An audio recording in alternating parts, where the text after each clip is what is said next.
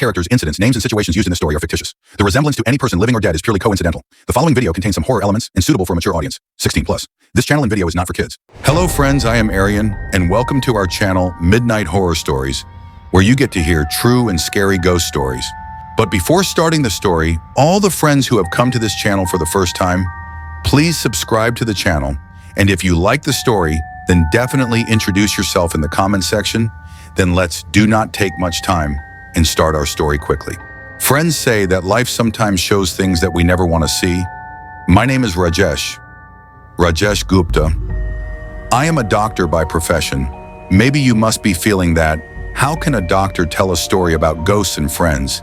Seeing the profession of a person with his hand, he just happens. Sometimes we do not even solve them with the help of science. Many years ago, I had a hospital, a small hospital on 2 floors, a room for the nurse, and the rest of the rooms were a patient room, a storeroom on the top floor, 4 patient rooms, and a separate room for me to rest.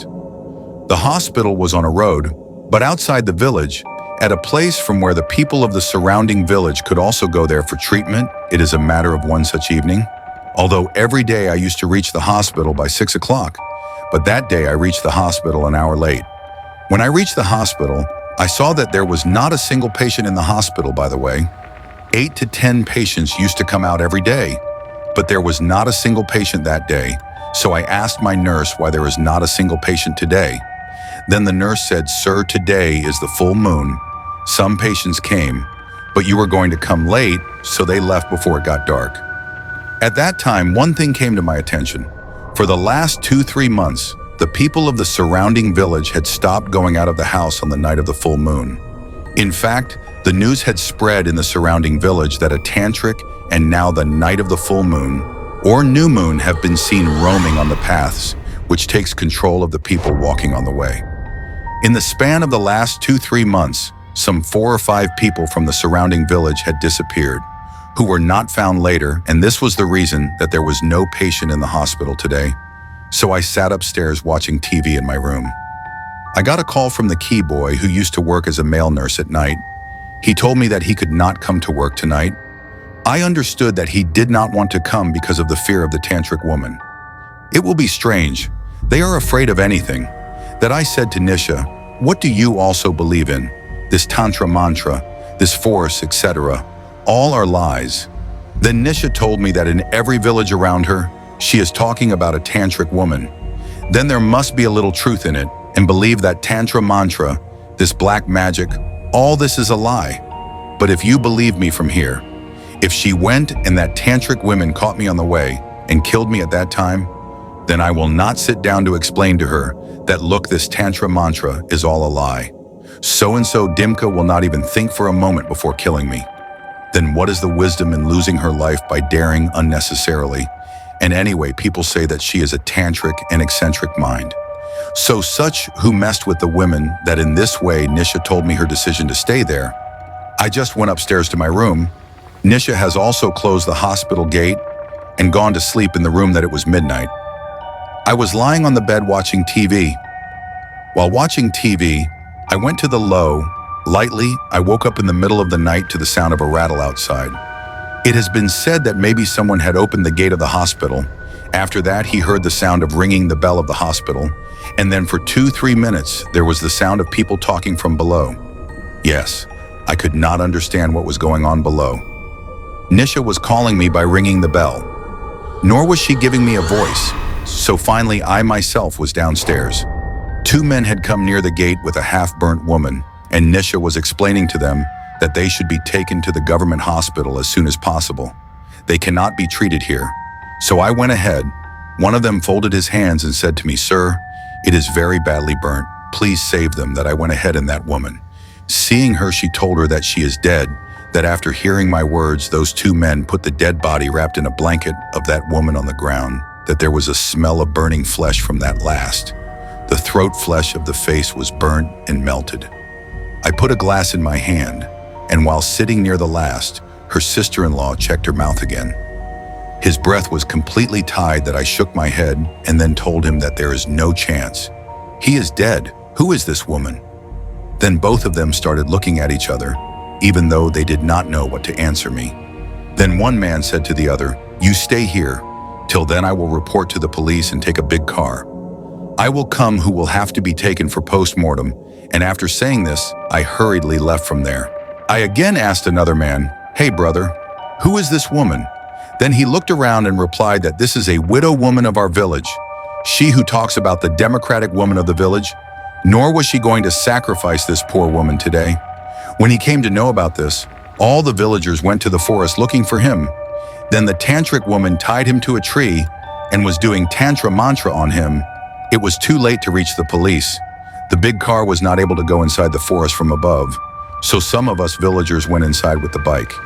When we reached there, the woman was living in a half-burnt condition. They were going, and she was Tantrik and had disappeared from there. So we put her on the bike and brought her here quickly, till here she was alive. She was muttering something. I would tell her to keep quiet. She would laugh. She did not know. She was doing very strange things. Even in such a painful condition, she was laughing as if she was enjoying dying. While listening to her, I saw a look at the corpse. That dance was very much burnt. I said to that man, "Now till your car comes, pick up the corpse and keep it inside the Passion Pro and cover it with a cloth." When I was looking at the face of that woman, the pupils of her eyes looked as if she was alive, and the human was staring at me.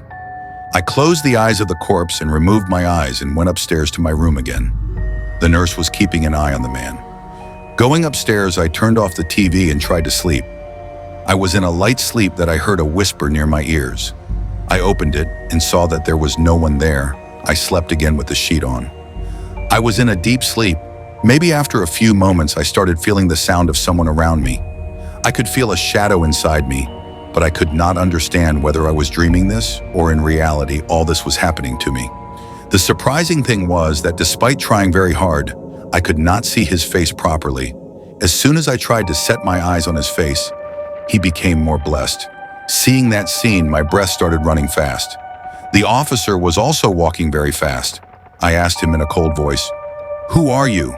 Who are you?" That she did not answer my question. You just kept moving around me here and there, that I started trying to understand her, to look at her again. Then the shadow slowly moved into a dark corner that I could not see her, but I could hear her voice. She was also chanting a mantra. I again made a muffled voice. I asked, "Who are you? I am not able to see you." Then I heard a voice from that dark corner. "But I can see you." Hearing her voice, I got goosebumps that came out of the darkness and stood right in front of me. Then seeing her burnt face, my soul trembled. I quickly got up and went to my bed. I sat down and looked around me nervously, but there was not much. I wiped the sweat from my face.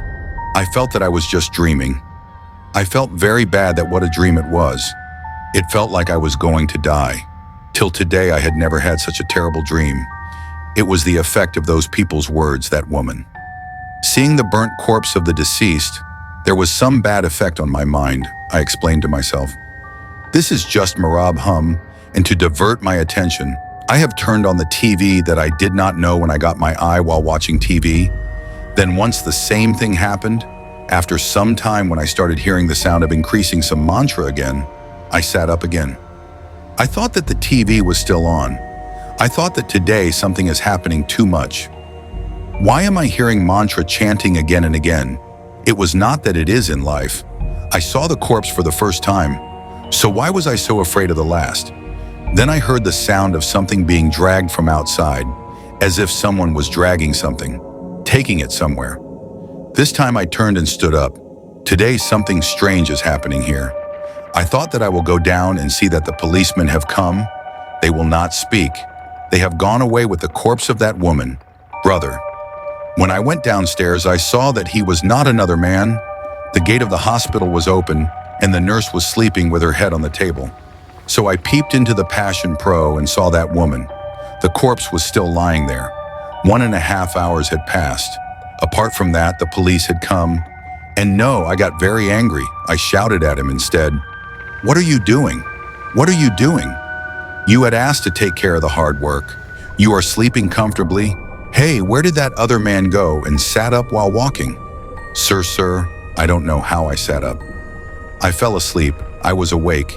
and after some time it felt as if someone had taken control of me, and I went into a deep sleep, even though I did not want to. I had also experienced something similar. So then, calming down, I told her, okay, just call the police. Nisha picked up the phone and saw that the phone was dead. I understood that both of us were in trouble. I told her that let's keep this corpse outside the hospital with me. After keeping it out, we will turn off the torch outside and the hospital torch. I feel threatened here due to the last one being on top of the storeroom. I asked Nisha to bring it from the bad old bed, then quickly go and take 3 to 4 bed sheets. I started wrapping the corpse in the second sitting. Now the smell of burning from the last was very much. While wrapping the flashlight, suddenly the blanket was removed from his face, and seeing his withered face, I was shocked. Both his eyes were open and came out excessively. Seeing that, my heartbeat became faster. Then Nisha said, "Sir, you had closed his eyes, nor how did his eyes open again?" In fact, I myself was surprised by this, but I told him not to pay attention to it. There is a glass. After death, there are many changes in the body. This will also be the answer to any question. I then found the face of that corpse with a blanket and wrapped it with a bed sheet. Both of us lifted the corpse from there with full strength. The last was very out, and due to the stiffness, we could do it properly. We were not able to lift it. Somehow it is announced. We had taken him out of the hospital. There was a very strong wind outside. The cloth above the last was rising. I told Nisha to close the gate outside. Till then, I keep an eye on it, that when Nisha was closing the gate, my eyes went to that corpse again. And this time a very strong sensation ran inside me. I stepped back. My body started trembling loudly. I saw that there is a glint in the eyes of that corpse, a kind of white glow. I quickly removed my eyes from there. Then Nisha came to me and shook me and said, "What happened, sir? Why do you look so scared?" I took a look up at the sky. I looked up and said nothing. Then I could see a shadow of recognition in her eyes. I felt for a moment that she was alive. It felt as if there was some movement in her eyes. "Okay, and you closed the gate. Now let's go inside." That Nisha and I both went inside the hospital, going inside.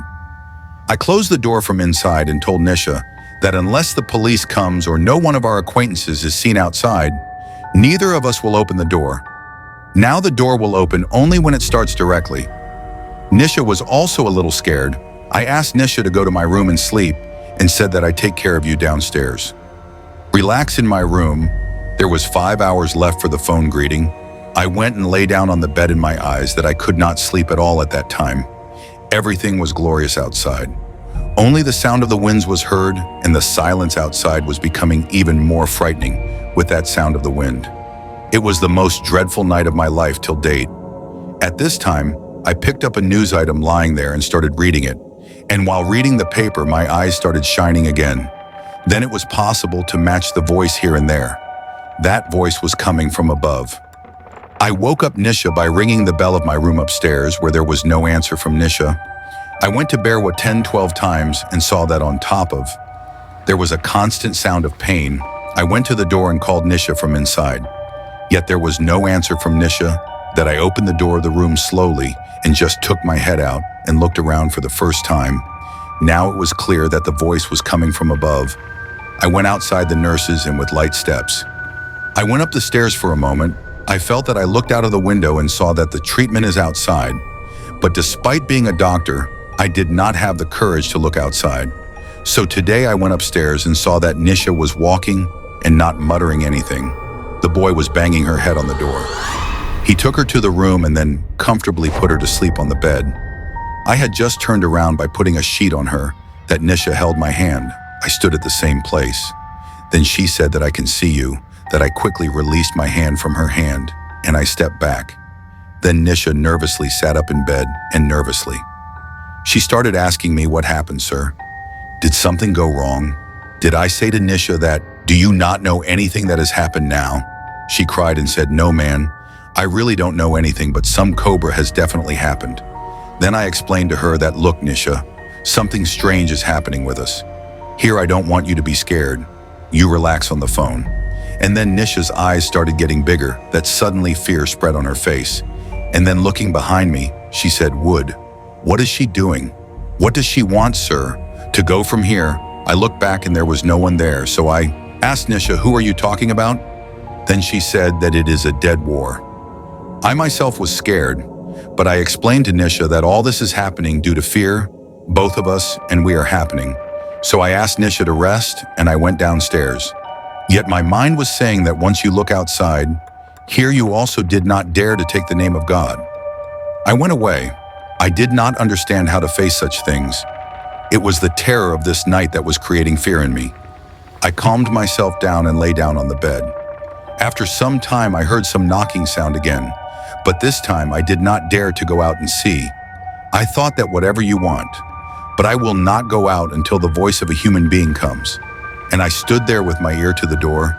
In just a few moments, I heard the sound of walking, and after some time, I heard the sound of opening the door, that it is not Nisha Tio, but it's such a night he must have opened the door, and after some time, I heard the sound of crying. I started giving as if someone was mourning someone's death. I was scared, but now I was not going to live outside. Who would be happening? Would she be Nisha? If she is Nisha, then why is she crying like this? Many questions were arising in my mind. I dared to open the door slowly and secretly peeped out and saw that I really opened the door of the hospital. Nisha was sitting near the door outside. The lights outside were blinking, and I knew that she is Nisha. I went out a little, and I gave her a voice to Nisha. "What are Nisha doing there?" Nisha was just crying without looking at me. "So do you recognize that woman? If you recognize me, then forgive me." "Do it, I was just scared," so I asked him to keep it out. I went a little further. I did not have the courage to go closer here. These winds were still blowing strongly. Nisha was still crying. Her crying was now scaring me more. But for a moment I felt as if I made a big mistake by taking that corpse out of the hospital. So I slowly walked up to Nisha and put my hand on her shoulder. Nisha took care of herself. Nisha took care of herself. And then Nisha turned around crying and looked at me. He was crying, and there was laughter on his face. The pupils of his eyes were shining white, as if the moon had come down in his eyes. I stepped back that he could not make any sound to say anything further. They were just resting my stopper, as if there was a lot of cold inside me. Even in such strong winds, my body started getting hot. Sweat was dripping from my forehead. Very calmly, I was taking a step back, very calmly. Then Nisha calmed down completely. I stayed in my place, thinking what she would be going to do next, and then stood up. That Nisha lifted that half-burnt corpse on her stomach with great ease and picked it up and went straight out of the hospital gate. That today every limit of understanding of my bearability was broken. That just a while ago when both of us wanted to lift that corpse was not being lifted from both of us and Raf, and now Nisha alone was the corpse. I stood there and just watched for a while. Nisha took the corpse and started walking among the bushes behind that. After a few moments, she did not stop looking. She went inside the dense bushes while walking. I tried to give her voice many times, but seeing what I had seen with my eyes, my mind was numb. Now see me, high fever. I staggered and went inside the hospital and closed the door from inside. This time, all that was out of my power. Again and again, Nisha's face was coming in front of my eyes. I gave myself a sleeping injection. In the morning when I came to my senses, some policemen were standing in the hospital. One of them said to me, "You have to show something." That I was so scared that I was not even conscious of talking to him. He had taken me back into the bushes. Then I saw that Nisha's body was hanging from a tree with the help of a bedsheet, which I started feeling good. So I informed the police about those two unknown people and the last one. Then the police said, when the police got the news, we searched for him a lot in the surrounding village and forest. But who knew that his body would be in the hospital? After some time, the police left the place. That the police investigation also continued. It did not seem that Nisha's body was found, but the burnt body of that Tantrik woman was never found. It is not known whether she was really dead or was pretending to die, or maybe she was alive again after dying, because even after her death, there was no evidence of her death. And after a few days, the news spread among the people, and then people went to the hospital. I stopped coming. Then after a few months, I closed the hospital, and I still don't understand what that was. So friends, this was our story today. Do tell us how you liked the story by commenting. And those who have not yet subscribed to the channel must subscribe to the channel. Take care of yourself and your family. I, your friend, will meet you soon with a new story. Thank you.